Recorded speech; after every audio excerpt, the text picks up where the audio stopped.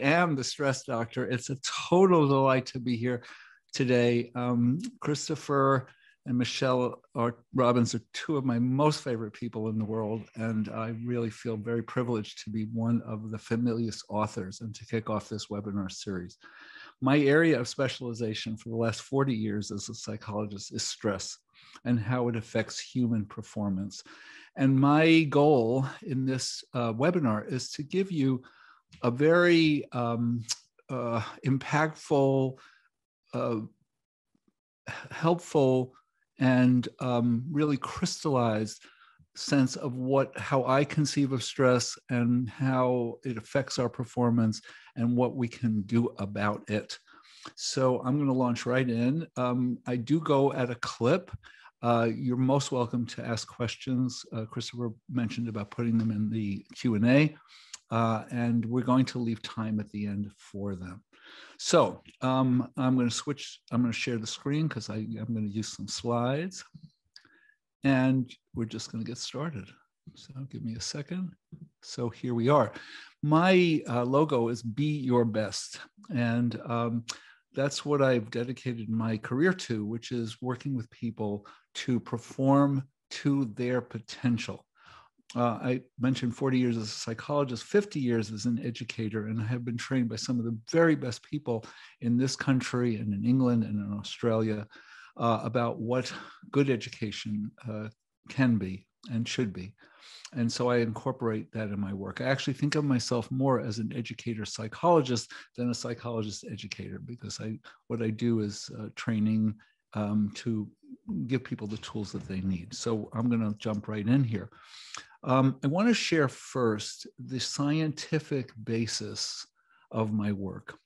So over 100 years ago, two psychologists whose names are at the top of this graphic, Yerkes and Dodson, were the first people to study how stress affects performance. And what they found was this bell curve. As you can see, stress on the horizontal axis, performance on the vertical axis. When stress is too low, performance goes down. When stress is too high, performance goes down. But when stress is just at the right level, which is in the middle, that is when you have optimal performance. So I'm going to open this up a little bit. Too little means you're just not interested. You're unmotivated. You're uninvolved. This has been a critical part now, particularly in education, with students on Zoom, how to keep them engaged.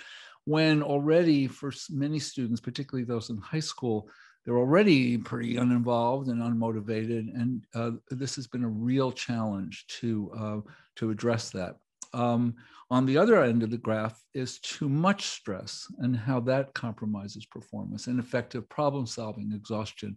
And you either get into a controlling or a passive mode. Most people that I work with, and Christopher alluded to this, there's a very wide swath of people that I work with. I work with athletes from little leaguers to Olympic athletes. I work with doctors, many healthcare professionals, lawyers, dentists, teachers, parents, and then many, many people who take tests from pretty much from ACT, SAT, all the way up to people who are taking national board exams. The most recent client was a ER surgeon who had failed the ultimate test for national board certification 3 times. So it's been a passion of mine to get into what's going on here, like what happens when people cross a threshold into an exam room and they fall apart. So when people come to me, first thing I do is I show them this graph and I say, where do you put yourself on the graph? And usually they point to the lower right-hand part of the graph, third of the graph. They're just what they call stressed out. The middle part of the graph is where we work, which is to have just the right amount of stress when you're inspired, you're creative, and you do good teamwork. Athletes call this the zone. And when athletes talk about it, they talk about it in this way. They say things like, wow, man, last night I got in the zone.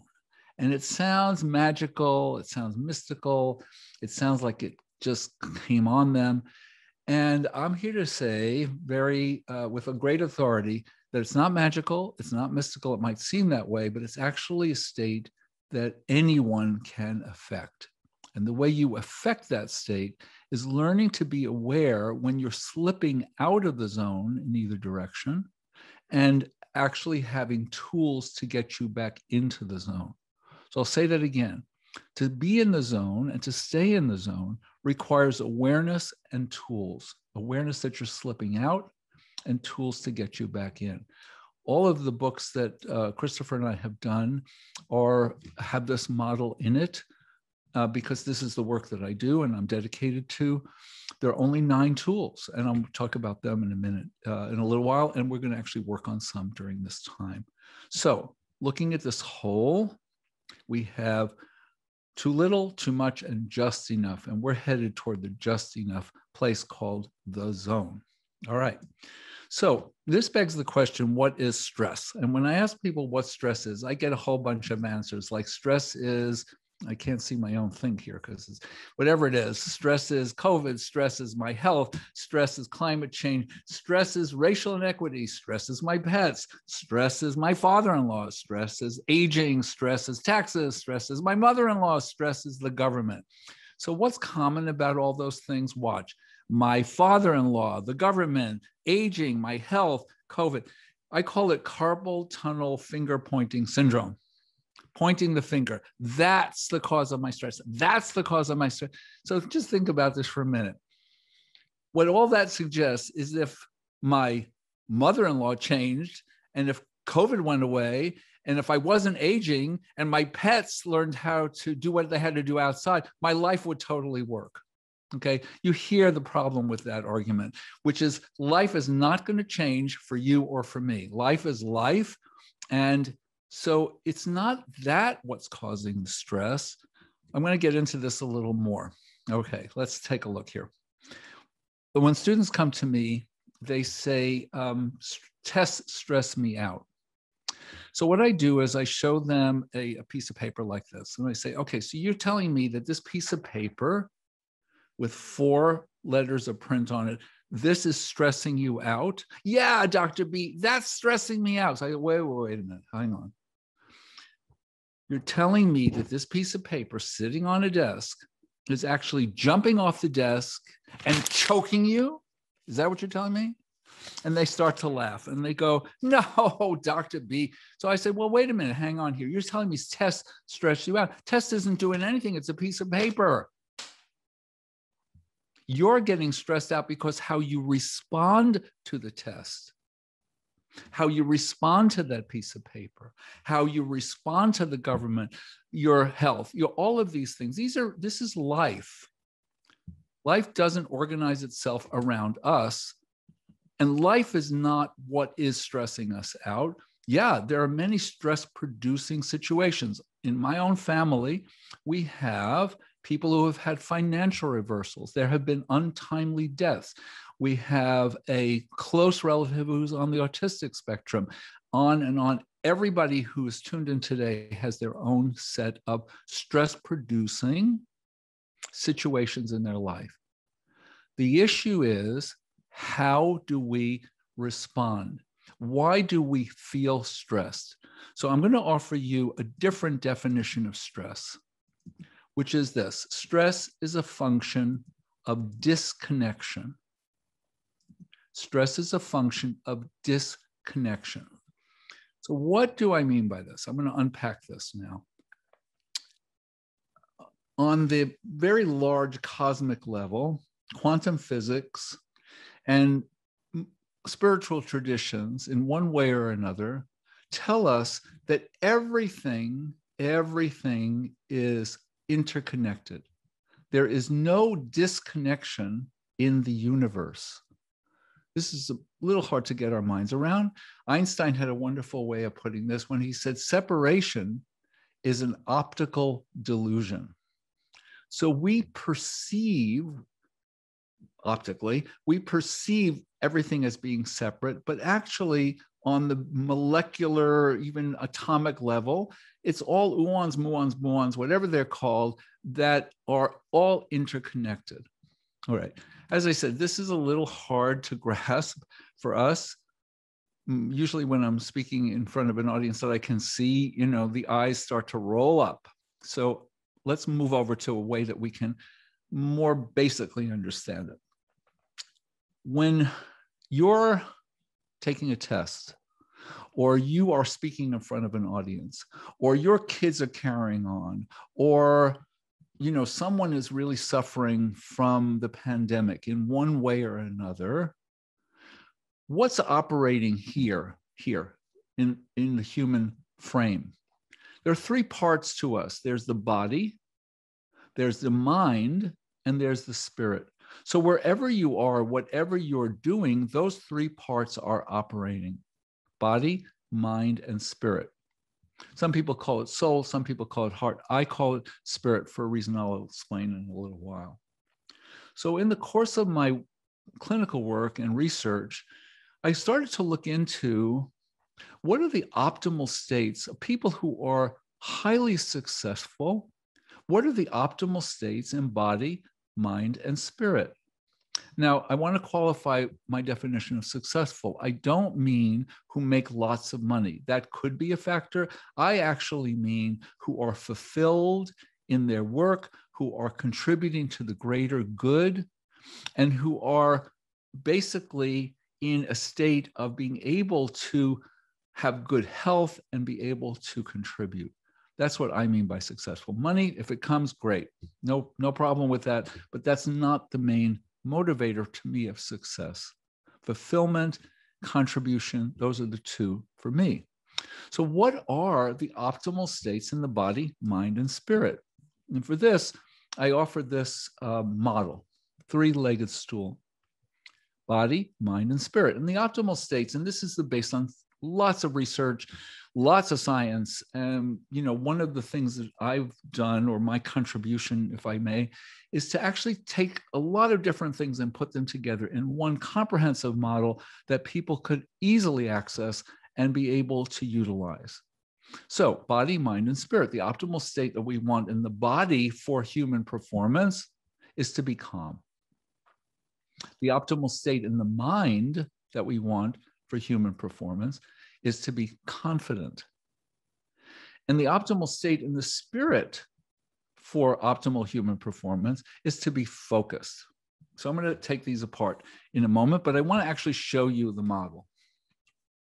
So if you're wondering, does this guy always have this with him? Yes, I do. I travel with one of my closest friends, actually made a portable one for me. The legs unscrew. I can travel it all over the world.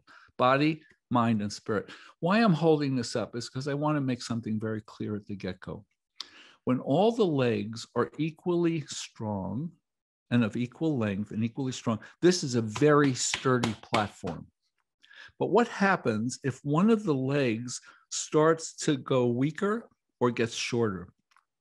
This is what happens. The whole thing becomes wobbly. So when your performance at whatever you're doing is wobbly, what it means is that in 1, 2, or 3 of the legs, you've become disconnected. Stress is a function of disconnection. We feel stressed when we disconnect. I'll give you an example of this. I'm going to go back to the test business. Okay. So I'm a student, or, a lawyer taking the bar exam, or an ER surgeon, and I get the test. Now watch carefully what happens. I've watched thousands of people take tests, and this is what I have seen over and over and over again. Okay. Begin the test. Watch me carefully. Begin the test. So what did you just observe happen? Likely you're going to say something like, you freaked out, you froze, you hit a wall. All that's true, but that's actually not what was going on. Watch again. Begin the test. I'm going to exaggerate a little. What's happening is I'm holding my breath. That's a major disconnection in the body. That's probably the major disconnection in the body. When you're holding your breath, what's the message your brain is getting? You're dying. Is your stress going up or down? Of course it's going up. Is your performance going up or down? Of course it's going down. I've trained students, high school students, to improve their SAT scores 200 points, ACT scores 3 composite points. This is not about me. This is about the breath. I've trained them to regularize their breath through the course of the test. By regularizing their breath, there's a certain practice, I call it 3-point breathing. Regularize your breath through the course of the test. You exhale before you read a question. You exhale before you read the answer. You exhale after you answer. That keeps the breath going. That keeps you connected in the body. When you're holding your breath, no wonder so many students get exhausted at the end of 3 hours. When the exam is getting more difficult, their ability to perform is going down. So of course they can't score to their potential. This is only one part, an essential part of staying connected in the body. In the mind, staying connected means that you are telling yourself positive things about yourself. Mind is a very big word, but for performance purposes, we think of the mind as what you're telling yourself about yourself at the time of performance. So you're either saying to yourself, I can handle this. I've got what it takes. I'm prepared. Or you're saying, no way, I'm a loser. I can't do this. I don't know what to do. That the disconnection, listen to this again, will start with words that begin with I can't, I don't, and I'm not. All negative. Think of mathematics. Negative means taking away. That's the disconnection. Babies don't come out of the womb thinking I'm a loser. No, this is a function of education, of culture, of family, that and our back to our culture just feeds us so much negativity. Most of advertising is based on negative messages. You're not using the right shampoo. You should be driving this kind of car, on and on and on. So what we're cultivating for connection in the mind are positive sentences, not Pollyannish like I'm fabulous. No, I can handle this. I know what to do. When, again, in a test situation, when a student faces a problem that they may never have seen, which is purposely written into the test, many students will look at that and literally freak out. They'll stop breathing. They'll think, I can't handle this. The students who are trained to stay connected may think, I can't handle this, but they know immediately that they have to get reconnected with the tools to get reconnected. And they do. Okay. Moving on to the spirit leg. This is the leg that is actually, to me, the most important and the least talked about. And the reason it's the least talked about, I think, is because we have fused spirit with religion. I want to tell you at the outset, and Christopher knows this about me, I'm a very spiritually minded man. I'm a man of prayer, a man of God. We have very different traditions, and that's been one of the great things about our friendship. However, I don't preach Judaism. My wife and I are very deeply involved in Vedic tradition of India. That's not what this is about. What this is about is the fire in every single individual to do his or her best.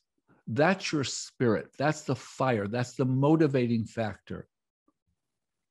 Okay, so I just got a student who is suffering with test issues, close this down, who's an expert football player. I watched tapes of this kid, incredible moves, knows just what to do. How come he loses it when he crosses over the line into the football field? Because he's getting disconnected from the spirit. His mind too, I can't handle this, on and on. He's just disconnected. But the way I'm working with him to get reconnected is through his spirit. If you can do that on the football field, you can do that in a test. Okay, so I'm going to keep going here because I want to now give you some practical value out of your attendance here, and I do appreciate everybody coming. We advertise this as I'm going to talk about worrying, and that's exactly what I'm going to talk about now, is worrying. We all worry. This is probably, from my life, I'm 74 years this year. This is the most challenging time, and I remember back to, the Cold War and the Suez Canal and Khrushchev beating his shoe in the UN and being afraid of bomb shelters. But this is an incredibly challenging time. I don't have to tell you. So Worrying is something that just we do, that happens. The issue is that it is a non-productive activity. One of my graduate professors said, and it stuck with me for 40, 50 years, worrying only produces more worrying. It's a completely not productive activity. So when people ask me, do I worry? I say, yeah, I'll have a moment of worrying, but as soon as I'm registering, as soon as I become aware, again, awareness and tools, I use the tools. So let me get into those because I want to offer these to you. When we're worrying, we're either in the past or we're in the future. The human mind flips between the past and future, past, future, past, future. Oh, I should have done that yesterday. Oh my God, what's coming next week, tomorrow? You know, again, this is a time where this is really kicked up big time. However, the past is gone. The future hasn't come yet. And think disconnection here. When we're in the past, we're disconnected. When we're in the future, we're disconnected. What are we disconnected from? We're disconnected from the present. The present is simply what is right now. This is the field of action. Past is gone, future hasn't come yet. This is the field of action. If you want to train yourself out of worrying, every single person who is dialed into this, you can do this. It's going to require you bringing yourself right back to the present. And I'm going to show you exactly how to do that in this next part of this webinar. So again, awareness. Ooh, I'm worrying about something. I'm worrying about my friends in India. I'm worrying about stop. And that's the awareness. And now use the tools. So I'm going to get right into the tools. And I've chosen for this webinar to get into the calm tools. The reason I've chosen this is because these are the ones in my long career that most people simply brush over, don't give enough importance to, and then become unaware of how this is operating with them. So the calm tools start with, guess what? Breathing.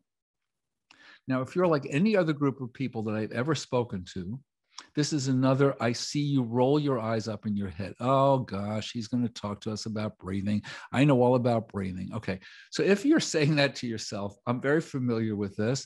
And yes, I am going to talk about breathing, and for good reason. Thousands of years ago, the saints, the sages, the rishis, the people who, the advanced souls got it that breathing is the one physical activity we have under our conscious control. It connects us to everything. It's the Maha connector, as we might say in mixing languages in India. It's the word inspiration. Think of spirit, inspiration, taking in of spirit. It's ongoing. So we're going to start this off by doing some work with breathing. If you can sit up in a chair, wherever you are, and then just place your hands on your belly. This is not about your waistline. This is about directing the breath, the calming breath, down to the belly. Now, it doesn't mean like inflating your belly. You don't have to do anything dramatic. It just means sending the breath down there. Good. Breathe in and out a few times. In and out. In and out. And one more time. This is a calming breath. You send your breath down to the belly. You can actually feel it go down to your lower back. Good. Yeah, that's breathing. So I was doing this workshop before COVID. I was doing a workshop on the East Coast at a major university with a group of students in acting and theater department. And in the break, one of the students came up to me and she was pretty upset and angry. And she came right up to me in my face and she says, "I've done the breathing thing." And my heart really went out to her because we're all doing the breathing thing. This is like people who come to me and I give them exercises and they come back a week later and they say, "Okay, you got any more tips?" So no, I don't give tips. I'm giving you tools to shift your habits from not being aware, holding your breath, to actually becoming more aware of your breathing. One of the great things for me about being on Zoom, and there aren't that many great things about it, but I had to shift my whole practice to Zoom, is that I'm seeing people so close up that I can actually see when they stop breathing. And every time I call somebody's attention to it, they're surprised, because we just don't pay attention to this. Okay, so breathing is the first most important tool. When you start worrying, check out what's happening with your breath. I will bet you that what you will see is that your breath has stopped. In other words, you're holding your breath. Perhaps it got very shallow. Perhaps it got very erratic. Those are the three ways the breath goes off. When you're worrying, just go right to your breath, see what's happening. You will see that the breath is gotten in some way interrupted. This is a chicken and egg thing too. Possibly you've interrupted your breath, and that's why you start worrying. All right, so breathing. And usually I say to people, just when you become aware of your breath, actually just exhale, because likely you're holding your breath. All right, the second tool is called grounding. Grounding means two things. The first thing it means is actually feeling the chair you're sitting on. So feeling the chair means like, let the chair really support your back and your butt and your legs. Just feel it supporting you. And now feel the floor supporting your feet. So the first part of grounding is actually feeling yourself supported right where you are right now. Many of us have had the experience of driving on a freeway and at some point kind of waking up and going, oh my goodness, where have I been for the last 5 minutes? This is very scary, because what it means is that we just tune out. I actually stopped driving about 3 years ago. We just tune out. We're not grounded. When we say she's not grounded, he's not grounded, what we mean is that they're not present to where they are right now. If you want to stop worrying, if you want to break the habit of worrying, every time you catch yourself starting to worry, or maybe you've been worrying for 5 minutes or an hour and you catch yourself, the first things that you do are you exhale and you ground yourself. I will tell you that the worrying at that point will stop. Now, it may kick up again in a few seconds, a few minutes, a few hours, or the next day. You do it again. You do it again. What you're doing is you're replacing a productive habit. You're replacing a productive, no, let me get the language straight. You're replacing an unproductive habit with a productive one. This is a productive habit. The other one is unproductive. I don't like calling habits bad and good. There's not a value here. Some are productive, some are unproductive. So I offer this to you, and I hope, trust, pray that you will start to use it right away. In any stress-producing situation, the first thing you do is you exhale and you ground. The third tool is called sensing. And sensing is a little more complicated to get into, and I won't explore this too much here, but just a little bit to give you a sense of this. Our senses are the way we're connected to the world. We have in our vision, so I'll just take one of our senses, we have two parts to our vision. One is our central vision. That's what you're looking with. That's what you're looking at me with, your central vision. When you're reading, you're using your central vision. We also have our peripheral vision. So even as you're looking directly at me, and I'm looking directly into the camera, I can open my peripheral vision. I take that hard focus off the central vision and I just open it up. That's your peripheral vision. Well, it might surprise you to know that the two parts of your vision are connected to the two parts of your nervous system. This one, your central vision, is always amping you up because it evolved from being hunters and gatherers. That's a lion, that's a tiger. We had to really see it. And then we would act, fight or flight. That's your sympathetic nervous system. Your peripheral vision is hardwired to the part of your nervous system that calms you down, your parasympathetic nervous system. So that's like taking in the big picture. When we are on a Zoom screen most of the day, we're only using our central vision. When a kid or an adult is taking a test, only using central vision. So they get exhausted, they feel stressed out. It's a simple fix. It's so simple that it's like people don't do it, which is basically every few minutes, every half hour, just close your eyes, just relax your eyes, feel yourself grounded. Just do that with me now. Let yourself exhale, feel yourself grounded, and let your eyes just rest in their pools, in their sockets. Just feel that through the whole system. And breathe. And breathe and ground, and just let your eyes really rest. Good. And just gently open your eyes. So that's an exercise. Again, when I'm working with people who are taking tests, they get trained into doing that after every 10 questions. There's a more elaborate form of that exercise. All of this is in my book, Crush Your Test Anxiety. And these exercises are really, they're useful across all stressful situations. When I wrote the book, and Christopher and I talked about this, this is a model that's true for anybody everywhere. I didn't invent the tools. I didn't invent breathing. What I did was I put together, 40, 50 years of my own learning, my own development, what I've been masterfully trained by incredible people to put it all together. How are things being described in different schools, different systems? What's the best of the best? That's what this model is. Okay, so we're going to get right into answering some questions. I did get some. I just want to have a look at them because I did want to answer them as I went along. How to cope with stress in an unexpected and stressful situation where I don't have enough time to think logically about the circumstances. Usually the emotion takes over. So this is exactly what we're talking about. Something unexpected happens. The most important thing you should do at that moment is simply exhale, ground yourself, be in the present. It's hard to think if you're all wound up and wired up.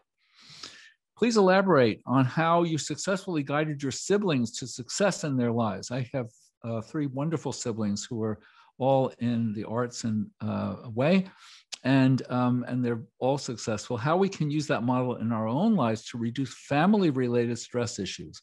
How can we reach our calling and full potential in life without adult siblings feeling less than and less loved because of it? Well, that's a pretty complicated question. You can't really be responsible for how other people experience life. We need to really be responsible for how we experience life, and that we're always thoughtful and considerate of other people.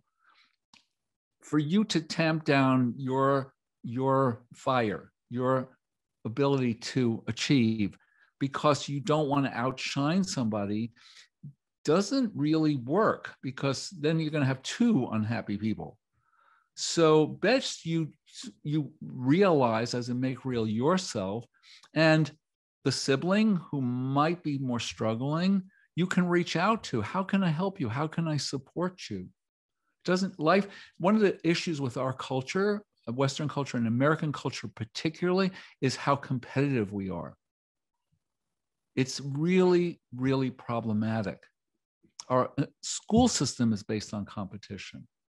And what that does is it doesn't afford the opportunity to really draw forth that individual. It's only in comparison. You're not scoring as well as he. You're not getting into the same best school as she did. All of that, it's really harmful. So I work at reducing the sense of competition with all the people that I work with. Let's focus on you realizing who you are. Okay. Please address stress and depression marked as burnout in this pandemic. Well, burnout is real. The issue with burnout is that we really have to become more aware of how we're getting nourished and renourished. This is a very, very difficult time for this. Parents at home with their kids for over a year, healthcare workers who have to work nonstop for days on end. What I say is whatever you can do, however small, just to take out the moment, the minute to close your eyes, to just ground yourself, to be thankful, to say a prayer, whatever you can do to nourish yourself goes a long way toward buffering burnout. Burnout happens mostly when the demands are so high, but we're not balancing those with what we need to do for ourselves to keep ourselves going. And then how do you lay stress aside to think clearly and keep going instead of letting it overwhelm you? Well, I don't know as if you lay stress aside because life is stress producing. I think it's a matter of when you are hit with some stress producing event, whatever that is, that the first thing you do is get yourself grounded and get yourself in the present. And then you can consider what your action items are. Remember, the test is just a piece of paper with 4 letters on it. That is not stressing you out. COVID is a rampant virus. We have to adapt ourselves to how we deal with that. And you can see, everybody can see how problematic that is. Where am I getting right information from? How do I deal with all this? Well, these are individual choices that we have to make, but we have to make them and not just be stressed out by them. Because when you're stressed out, you're in that side of the graph that your performance is going to just tank. And that's not going to be helpful to you or to anybody. And then there was one more question: how to keep an extrovert engaged in virtual introvert's world. I don't really understand that question. And this is not a criticism to the person who asked it. So what I'm going to suggest is that whoever wrote that question, you email me. I'm going to put up my website here. Get on my website, email me, and I'm happy to have a dialogue with you. In fact, I'm happy to have a dialogue with anybody. On my website, there are a lot of resources. Christopher and I put many of the resources that are actually in the book free, available to anybody online. So I welcome you if you have questions, and we're going to have some time to, if there have been others, to answer them. So we'll get into that now. Christopher. Well, it looks like you did such a great job answering questions that there were not any additional questions. Well, Christopher, wait a minute. Hang on. Don't you have any? You know, I've had the opportunity of listening to you teach me about the tools and the definition of stress. And I think that I'm beginning to understand disconnection well more than I did 9 years ago. And I think the thing that I've appreciated the most is this idea that things happen, and when we wish and focus on wishing it weren't that way, that we can immediately become disconnected again. But when we can deal with the present, what is, now we can act rather than be acted upon. And so your work has been very beneficial to me and my family. Well, thank you. I'm sorry, go ahead. Yeah, you go ahead. No, that's beautifully put. I've been processing a different level, is not quite the right word of this, which starts with acceptance. It comes out of my spiritual education that when we resist what's happening, when we want something to happen in a certain way, or we don't want something to happen in a certain way, we're in a struggle with life. We can't control what comes to us. We can't even control our thinking in terms of what comes. What we can do is, what do we do once it appears? So this struggle of, I want more of this, which is the hallmark of every addiction, will never get satisfied. Will never get satisfied. The the idea that I can just not have in my life things that I don't want, that will never happen. So that's just struggle, struggle, struggle, struggle, disconnection, feeling stress. I'm stressed out. I'm stressed out. When we can, I'm going to say we because it's me too, when we can accept what is coming, what's been given to us, however you construe that, whether it's the universe, whether it's God or goddess or higher power, or just simply life, when we can accept it, then we're in the field of action. We're in the field of action that moves forward. Let me just say something about that too.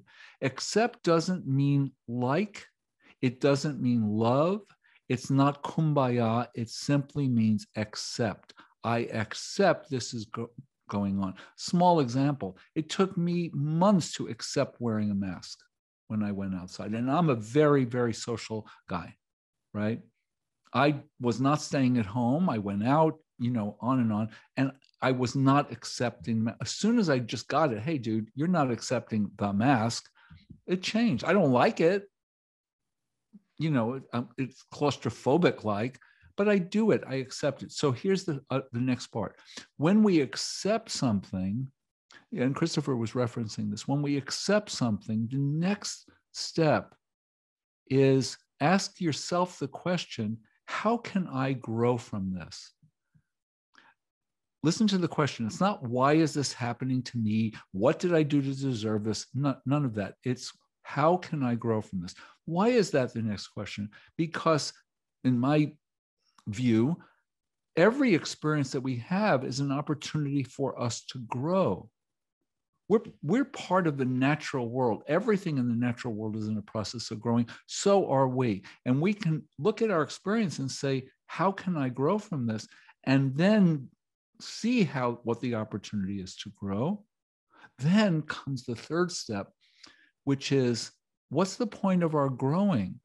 The point of our growing is so we can contribute to the greater good. That's why we're here. I heard a philosopher say on the radio, we're built to be givers, not takers. And I think that's really, really profound and beautiful. We're built to be givers, not takers. An Indian doctor that my wife and I connect with in India has a wonderfully simple, profoundly simple way of putting it. He said, either you're living in an I world or a we world. Either you're living in an I world or a we world. This is a we world. We're all part of one world, one community. There's so much to be learned from accepting, from growing together, from how we can contribute to each other. And so much of that has gone off the rails for all kinds of reasons. And each of us, I have to say, have a responsibility to get back on the rails of a we world. So this went beyond, well, this is about stress. The more we connect, the better our lives are going to be, the more we're going to be able to perform as a whole. This is an incredible planet. My prayer is that we reach our potential and don't continue to undermine it in many, many different ways.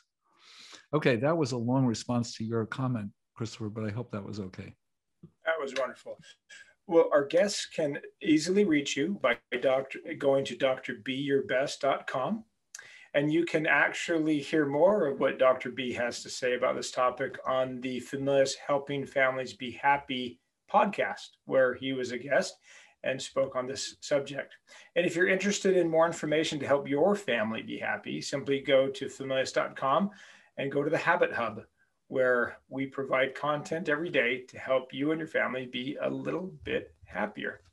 Well, Dr. B, thank you for being our guest today, and we look forward to working with you more. And if someone has a question, they can reach you. Definitely. We bid everyone a wonderful day, and we hope that you'll be able to maximize your own performance by being in the zone, by using those tools. Thank you. Thank you I know you mean what you're saying. Thank you so much, Christopher, for inviting me. And thank you all for attending, taking time out of your day. If you like this webinar, go to familius.com for books, articles, and more content that will help your family be happy. Be sure to sign up for the Familius Habit Hub newsletter and be alerted when new webinars go live, because every family deserves to be happy.